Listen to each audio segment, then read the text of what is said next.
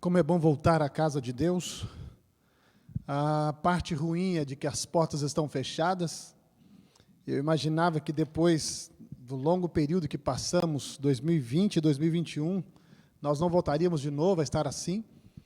Mas, infelizmente, estou de novo pregando com as portas fechadas e igrejas vazias. Uma das últimas vezes que eu preguei, nesse período da pandemia, eu me lembro que estávamos em famílias aqui participando, estava a família do Denilson e a Vivi, os filhos, participando naquele dia, e nós invertemos. Nós mostramos para quem estava assistindo qual é a nossa visão, e aí nesse sábado o púlpito estava lá embaixo, eu estava pregado virado de costas, e as câmeras aqui em cima mostrando para a igreja qual é a nossa visão e como nós nos sentimos aqui quando olhamos para os bancos vazios. E eu me lembro que o título daquele dia foi Aqui é seu lugar. O seu lugar é na casa de Deus, o seu lugar é aqui dentro, não em outro lugar, a não ser servindo ao Senhor. Então se prepare, porque semana que vem é dia de festa. As portas se abrem e o povo de Deus volta a se reunir com toda a segurança, mas vem à casa do Senhor para adorá-lo na beleza da sua santidade. Isso nos alegra, porque a nossa igreja ela não para, ela está em movimento. As portas se fecham aos finais de semana, mas durante a semana a igreja continua trabalhando, servindo, auxiliando, cuidando, dando suporte que todos nós precisamos. É importante nós percebermos que a igreja ainda trabalha. A igreja faz o seu trabalho, mas agora mostrando a relevância do trabalho da igreja além das portas, além das paredes. A igreja que funciona, a igreja que age e atende as pessoas além do sábado, além dos horários do culto. Muitos nos acostumamos de nos encontrar aos sábados e a semana as coisas corriam e como corre muito rápido aqui, mas Deus tem nos ajudado a durante a semana darmos atenção, atender a igreja, a ser atendida pelo seu pastor, pelos anciãos, pela liderança da igreja. Isso é motivo de louvarmos a Deus.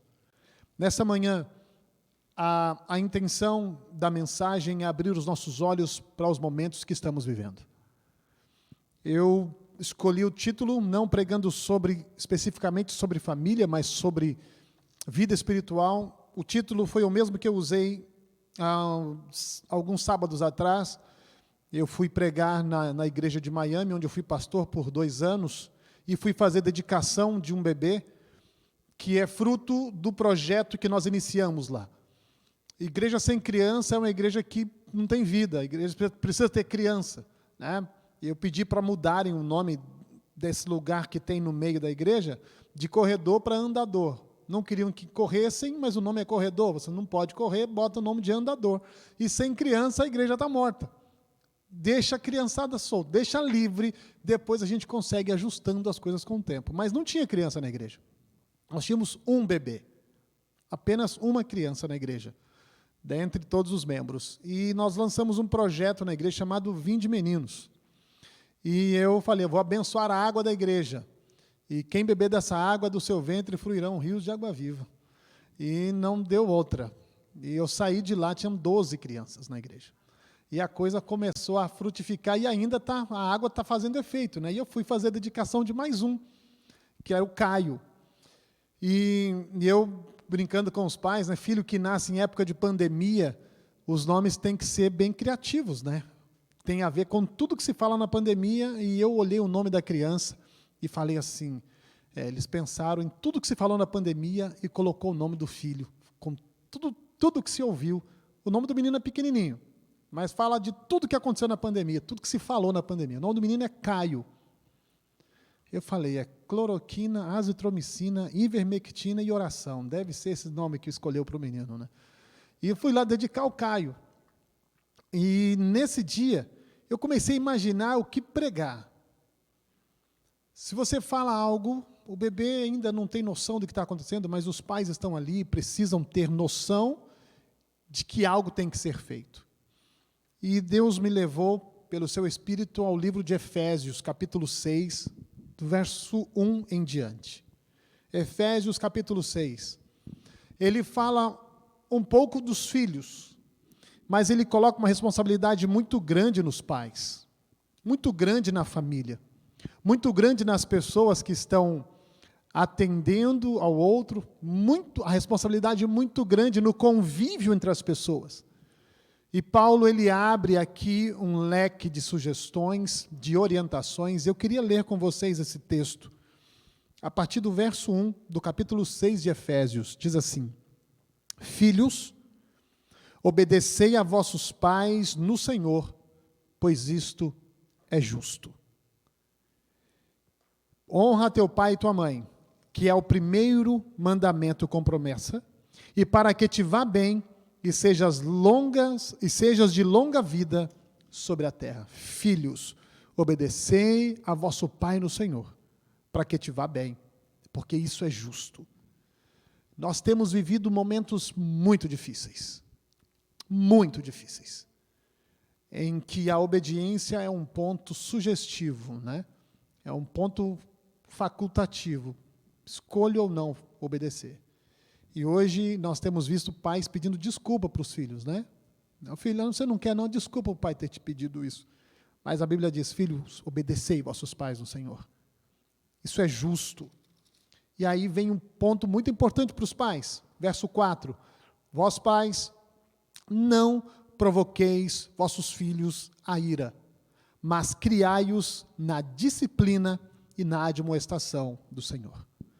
Eu gosto de imaginar esse texto e tento imaginar muitas das coisas que nós fomos criados. Nós pais que estamos aqui, dos líderes que estão na igreja hoje, e dos pais que estão assistindo, nós viemos de uma geração diferente, que nós ouvíamos, atendíamos, nós obedecíamos prontamente. Não era assim, espera que eu já estou indo. Não, estou aqui.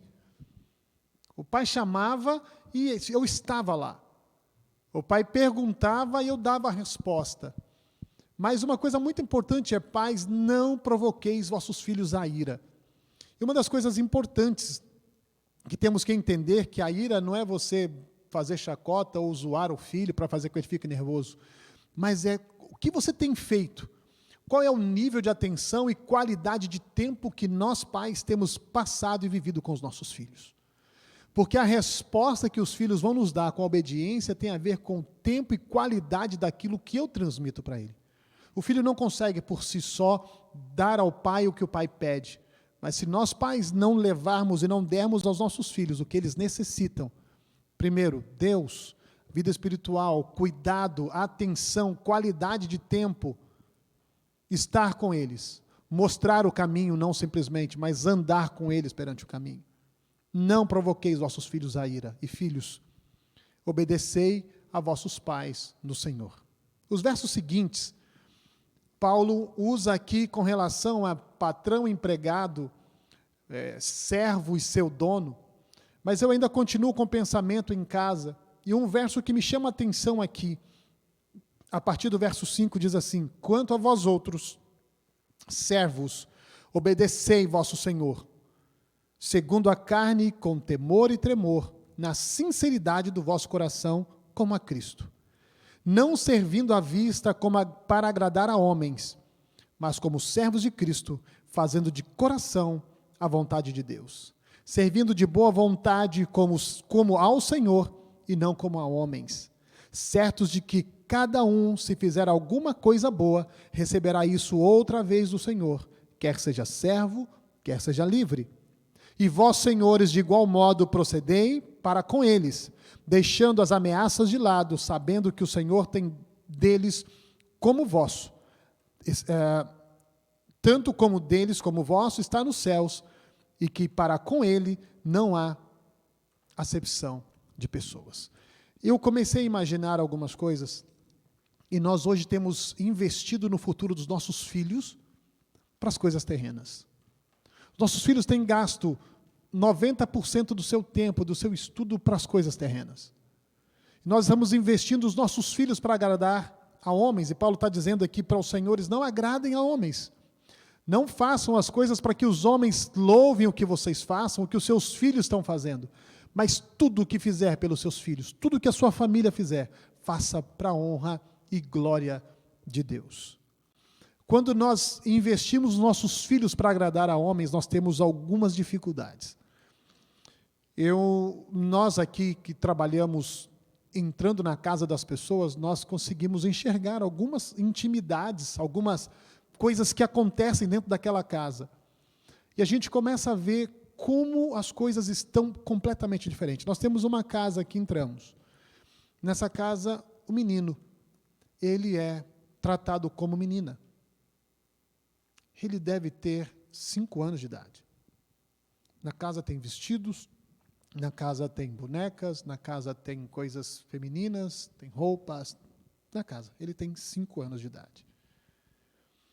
E uma das coisas importantes que eu lendo esse texto veio à minha mente, que nós hoje estamos sendo atacados, nossos filhos estão sendo atacados pela identidade.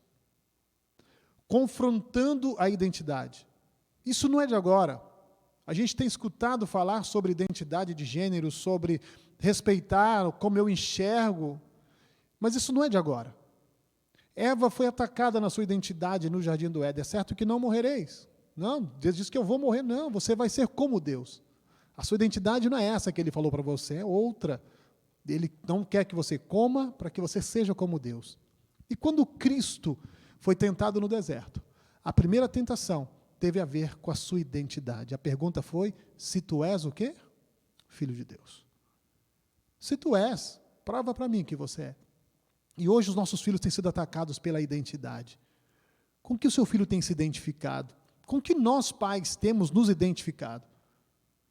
Porque nossa luta hoje, a grande briga hoje é, nós não sabemos mais o que é vida social ou rede social. Nós achamos que a nossa vida social está nas redes. E nós temos perdido muito tempo. E os nossos filhos têm sido atacados, a nossa família tem sido atacada. Porque as redes passaram a fazer parte da nossa vida social. E a gente não consegue mais conversar de frente com ninguém. Nosso assunto é muito pouco, porque nós queremos coisas rápidas, coloridas, que vão muito rápido embora. Mas hoje, nós queremos entender que nós estamos vivendo no finalzinho das coisas. Eu estou dando essas pinceladas, esses pontos, para a gente entender onde nós estamos.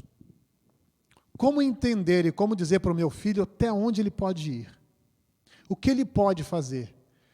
Mas se tudo que nós fizermos em casa, estamos investindo nos nossos filhos, não para agradar a homens, mas para agradar a Deus, nós temos uma grande vitória garantida ao nosso lado. Nós temos uma certeza maravilhosa ao nosso lado, de que nós estamos no caminho certo. Mas já que estamos vivendo no final dos tempos e o ataque à nossa família tem sido enorme, é hora de nós nos revestirmos da armadura de Deus. E Paulo continua dizendo, ele sabe que não é fácil. E aí ele vem dizendo para nós, sede, verso 10, quanto ao mais, sedes fortalecidos. Sedes fortalecidos no Senhor e na força do seu poder. Eu tenho muito medo,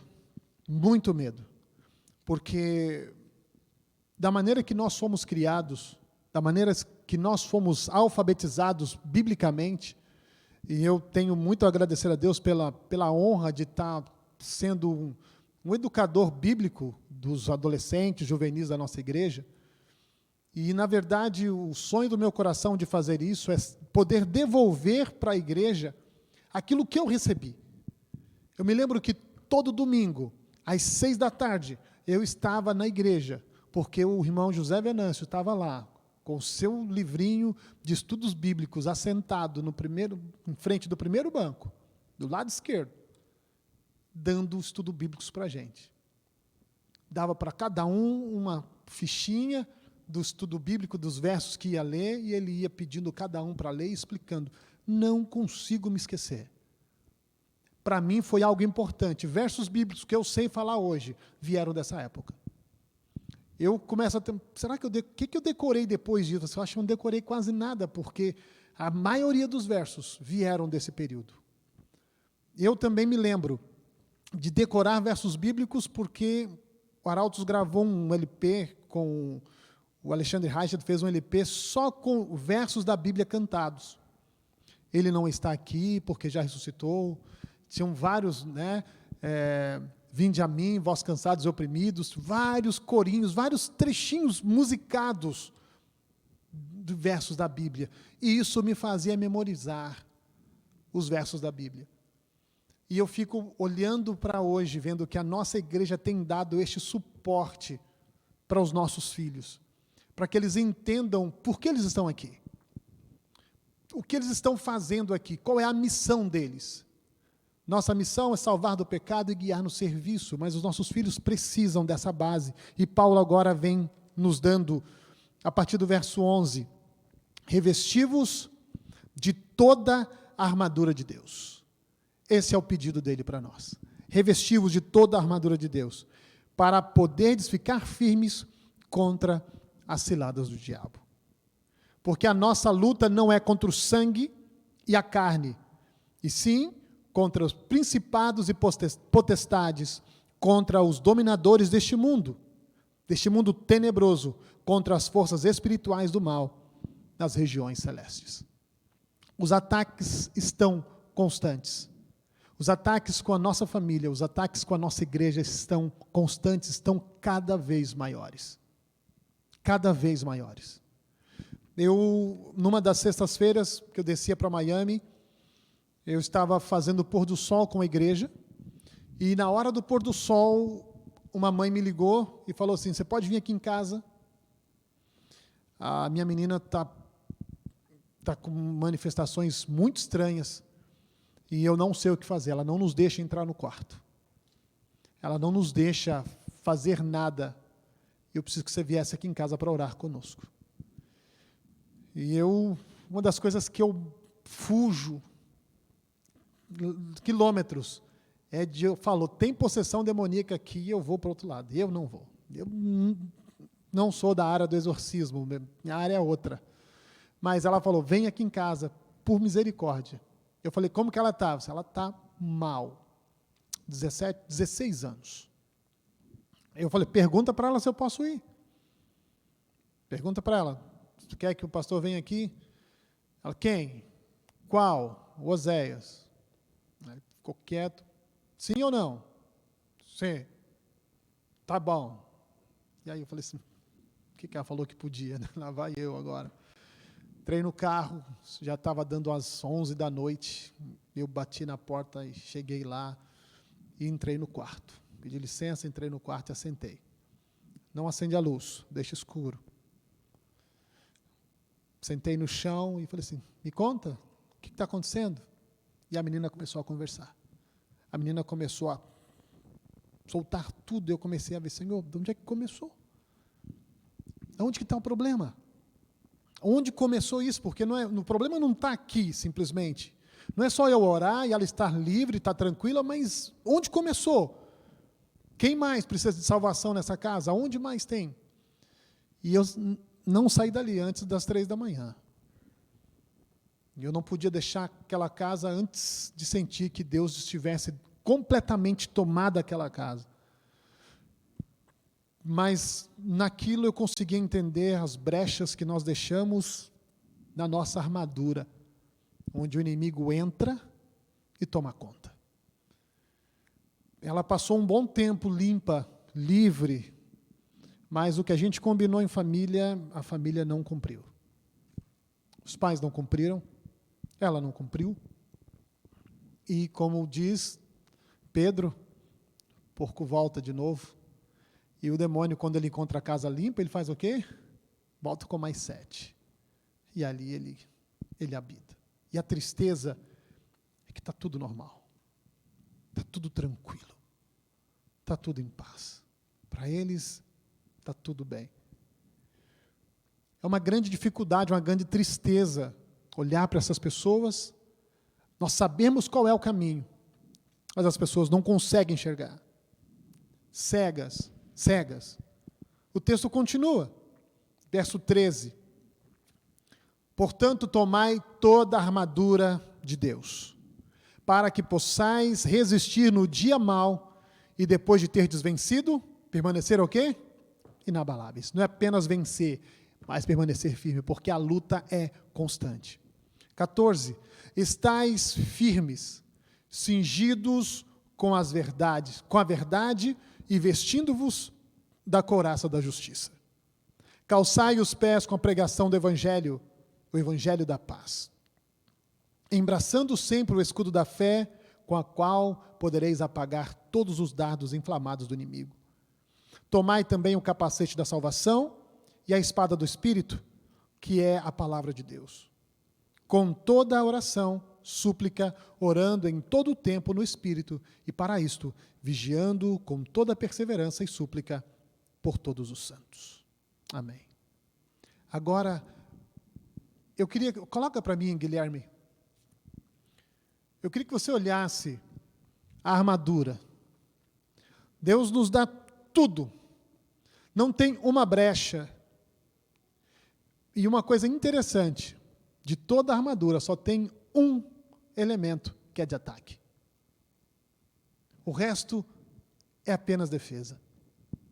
Um só de ataque, que é a espada. Ele começa de cima, cingir com a verdade. Nós temos que nos cingir com a verdade, vestindo-vos da armadura, cingi-vos, pois, com a verdade, vestindo a couraça da justiça. Calçai os pés, né? A couraça protegia aqui a parte do peito, então era o coração. Guarda o teu coração, porque delas são o quê? As entradas da alma. Calçar os pés com o evangelho da paz. Benditos são os pés que anunciam a palavra de Deus. O escudo da fé, ele é que nos defende, ele é que nos defende do inimigo que nos ataca. O capacete da salvação, a cabeça é quem comanda o corpo, a cabeça é quem guia, a cabeça é quem dá todos os movimentos para o nosso corpo. Temos que guardar a nossa mente.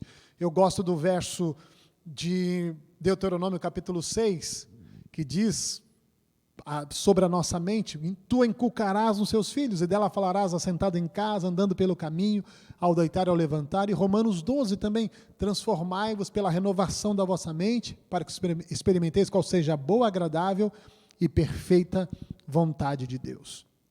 E aí vem o instrumento de ataque, que é o Espírito Santo, a espada do Espírito. Nós temos toda a certeza e toda a capacidade de aprendizado, de crescimento na palavra de Deus. Eu não consigo entender como nós temos todas as coisas nas mãos e nós ainda vacilamos. Estou dizendo por mim, estou dizendo da minha atual situação. A gente busca, sabe o que é certo, a gente ainda faz errado. Mas algo importante é que o tempo do fim não está chegando, nós já estamos nele. Já estamos vivendo esses últimos momentos. Já estamos vivendo o momento onde os ataques serão cada vez maiores. A sua fé, a sua crença, ao que você imagina que talvez está tudo bem, Deus está te chamando para uma mudança de vida. Talvez o que você acha que está tudo certo, Deus está te chamando para começar a fazer tudo da maneira certa de novo. Eu me lembro de algumas situações, em alguns momentos onde Deus me mostrou que Ele queria fazer mudança na vida de alguém. Eu contei aqui na igreja uma experiência, eu vou dar uma alusão do que aconteceu, de como Deus faz e muda e transforma as pessoas pelo seu poder. Eu contei uma experiência aqui uma vez, gravei isso em alguns lugares, dizendo da vez que eu queria dormir, mas Deus queria salvar. Eu queria dormir numa viagem de ônibus, mas Deus me usou para evangelizar uma moça sentada do meu lado, que eu nunca tinha visto na vida, ela não parava de falar, e ali eu consegui, sem querer, Deus me usou para evangelizar. Mas disso tudo, a gente não consegue entender os desdobramentos disso. E eu queria contar a outra parte da história. Essa moça estudava na faculdade no Rio de Janeiro, fazia faculdade de moda. E uma das professoras dela, em luta espiritual, procurando conhecer qual era a vontade de Deus e não encontrava. E não conseguia, querendo entender a vontade de Deus, e sentia um vazio por dentro e não sabia o que era. E elas conversando um dia, o assunto foi: eu sinto falta de algo, mas não sei o que é. Quando nós estamos debaixo da proteção de Deus e nós conhecemos a palavra, a gente sabe, falta estudar a palavra, eu preciso ler mais a Bíblia, eu preciso orar mais, nós sabemos disso. Mas como Deus se comunica e protege com todos esses elementos, como que Ele protege? Alguém que não tem experiência, não tem conhecimento. Eu queria que vocês entendessem que Deus trabalha de maneira inimaginável. E essa mulher conversou com uma outra que também não é de igreja, essa menina, e a professora conversando. Eu sinto falta de algo que eu não sei o que é. Não é comida, não é roupa, não é viagem. Eu não sei o que é, mas tem um buraco aqui dentro. E elas fizeram um trato. Quem encontrar primeiro, conta para a outra. E naquela sexta-feira, essa menina sentou do meu lado. E ela começou a perguntar. Ela começou a falar. Ela começou a fazer questionamentos. E o estudo bíblico durou 8 horas. História da redenção de ponta a ponta. De manhã, deixei meu contato, ela me retornou e a gente conversou. Quando foi, o recesso dela terminou, ela voltou para a escola, ela encontrou a professora, a primeira coisa que ela disse foi o quê? Achei. O que é? Jesus. Como assim? Onde? No ônibus. Quem? Não sei, um rapaz sentou do meu lado e me falou de Jesus. E eu comecei isso tem me incomodado, porque, me incomodou, porque eu falava, Senhor, eu queria dormir. E o Senhor estava pronto para salvar. Às vezes nós em casa, como pais, como filhos, queremos dormir, espiritualmente falando. E Deus querendo salvar a nossa casa. Eu pedi para Deus naquela viagem que eu queria ir sozinho. Eu queria ir sozinho, não queria ninguém do meu lado. E deu tudo certo. O ônibus estava saindo, eu estava sozinho. O motorista estava saindo da plataforma, a pessoa chegou por último, ela foi a última a entrar no ônibus. Quase perdeu o ônibus, foi a última a entrar. E sentou do meu lado. E fez uma coisa que eu detestei. Pedi para eu sair do meu lugar, para ela sentar na janela no meu lugar. E tudo foi contribuindo para nada dar certo. Aí Deus transforma a vida dessa pessoa. 2 anos depois, estamos fazendo o batismo dessa menina na igreja da cidade natal dela, em Três Corações. Aí você, acabou por aí? Não, vem os desafios, batalha espiritual. Ela começa a lutar agora. Peraí, sou formada em moda. Ela disse, eu vou parar com a faculdade, eu vou fazer algo que eu possa servir a Deus, porque eu não vou trabalhar com moda na igreja. Falei, não para, continua, termina. Deus vai conduzir tua vida, e Deus começa a trabalhar na vida dessa menina. Ela termina a faculdade, ela se forma. Qual foi o TCC dessa menina? Foi a moda das mulheres adventistas indo para a igreja. Ela não era batizada.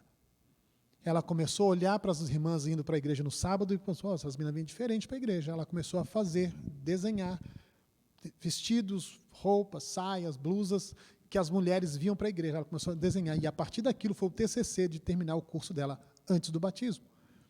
Ela se batiza, e na igreja descobrimos um monte de adventistas, agentes secretos na cidade, que só vinham na igreja no sábado, mas durante a semana ninguém sabia que era da igreja. E agora ela chega na igreja, ela no tanque batismal, ela começa a agradecer as pessoas e falou para os pais assim, isso eu não me esqueço, pai, sabe por que eu estou me batizando hoje? E por que eu escolhi essa data? Porque hoje é o dia do seu aniversário, e eu quero fazer aniversário junto contigo. Eu nasço de novo com Cristo, no mesmo dia que o Senhor faz aniversário. E eu me batizo hoje, pai, sabe por quê? Porque o Senhor me ensinou a fazer a coisa certa, e eu descobri que a coisa certa é servir a Deus, por isso eu me batizo. Mãe, sabe por que eu estou me batizando? Sabe por que eu não sou mais católica e agora sou adventista? Porque a senhora me ensinou a amar a Deus, e quando a gente ama a Deus, a gente faz a vontade dEle é que eu esteja aqui. E tudo mudou na vida dela. Tudo mudou. Agora, adventista, sem emprego. E a família começa agora a pressão, dia a dia. O verso diz, depois que você vencer, permaneça inabalável. Luta, dia a dia. 2 anos se passaram. E a gente começa agora orando a Deus para dar vitória. E a Novo Tempo surgiu uma vaga para alguém com a qualidade dela, a qualificação dela, cuidar do figurino da TV. E eu fiz uma profecia na vida dela, quando ela se batizou, eu falei, olha, seu namoro vai ter que terminar, porque não condiz com as coisas de Deus. Mas Deus tem alguém escolhido para você. E quando Deus escolhe para alguém, Deus escolhe alguém, não tem erro. Eu falei para ela, a chave vai ser essa. O dia que você conhecer essa pessoa, você vai saber quem é ela quando ela pegar na sua mão. Ela vai te apertar a mão e vai falar para você, boa noite. E você vai arrepiar do dedão do pé até o último fio do cabelo. E se isso acontecer, saiba, é ele. E passou o tempo e namorou um, não era aquilo, o outro, aconteceu? Não, então não é esse, pode ficar tranquilo. Não é esse. Um dia, ela voltou para casa, teve uma série de conferências, veio um rapaz do Sul fazer conferências lá na cidade, e ele estava pregando. E ela foi assistir, tem gente fazendo, vamos na conferência à noite? Vamos. E ela foi. E ela chegou e ele estava recebendo as pessoas. Ele deu, oi, boa noite. Ele deu boa noite, ela sentiu um choque. Ela falou assim, é ele. Mas se é ele, está respondido, agora Deus vai caminhar. E Deus encaminhou todas as coisas. Ela só me escreveu assim, achei. A resposta chegou. Eles estão casados. Eles têm um ministério lá no sul do Brasil, no Paraná. Ele está, se não me engano, no seu 2º ano de teologia. Eu olho para isso, para essa batalha, para a luta no final dos tempos de Deus, e eu fico imaginando, eu queria dormir no ônibus. Eu estava louco para dormir. E Deus, além de salvar a vida dessa moça, trouxe luz para a vida dela e para a professora. Eu termino dizendo da professora. Eu estava na Igreja Central do Rio de Janeiro com arautos, deu uma vontade de ir no banheiro, estava um programa longo, eu preciso ir no banheiro para voltar. E quando eu cheguei na porta para ir ao banheiro, alguém botou a mão no meu peito, falou assim, só um minuto. Eu falei assim, puxa, eu preciso ir e voltar rápido. Achei que ia querer conversar, contar uma história, contar não sei o quê, etc. Eu falei assim, pode ser daqui a pouco, é rapidinho, eu vou ao banheiro e volto. Assim, não, mas o meu é rápido. Eu só queria te falar uma coisa, eu sou a professora da Nayara. Eu falei assim, como?